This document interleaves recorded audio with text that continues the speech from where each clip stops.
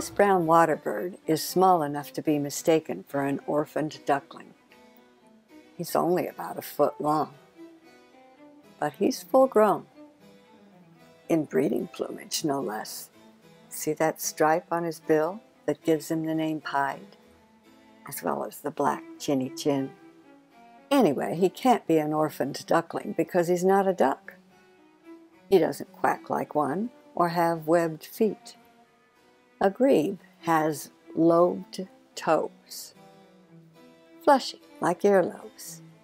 When he lowers his foot, notice where the base of his leg is, on his rump, as the legs are on most birds that hunt fish underwater, because that rear placement is their base. Using one foot to brake, they can swivel in every direction with the other. That underwater agility comes at a cost, though.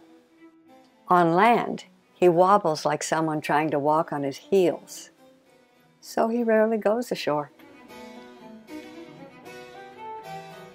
The feet also affect his flight. Except when he's migrating, the grebe seldom flies because the rear placement of his feet makes takeoff dicey. He requires a long runway. Now, mallard, by contrast, has feet more centrally placed that he can use to shove himself upward from the water and be airborne in a millisecond. The grebe's feet look like oversized clown gloves, too floppy to propel so much as a paper sailboat, you'd think. But those flattened lobes can slice and dice the water so that the bird swerves off in 5 directions at once. Now, fish are even more adept at veering around, but inevitably one of them zigs when it should have zagged, and up comes the grebe with a mouthful.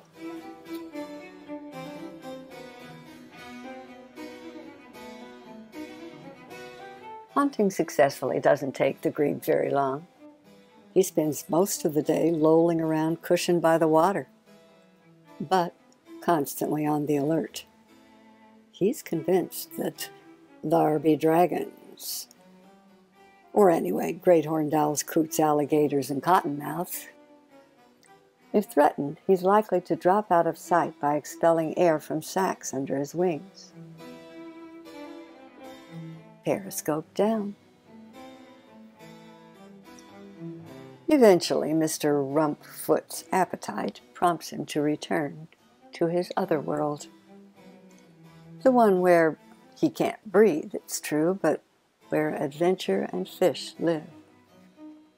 He bobs back up with an empty beak most of the time, but not always. Oops, caught this one by the tail. The grebe dare not swallow it that way. Its fins would be serrated blades going down his throat.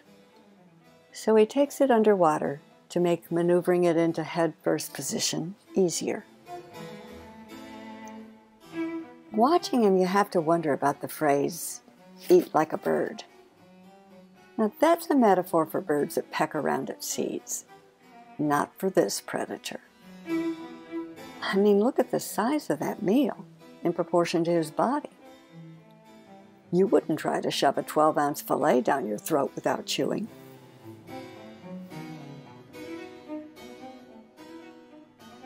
And that grebe might eat a fourth or a fifth of his weight in a day, plus the occasional feather he scarfs down to aid his digestion.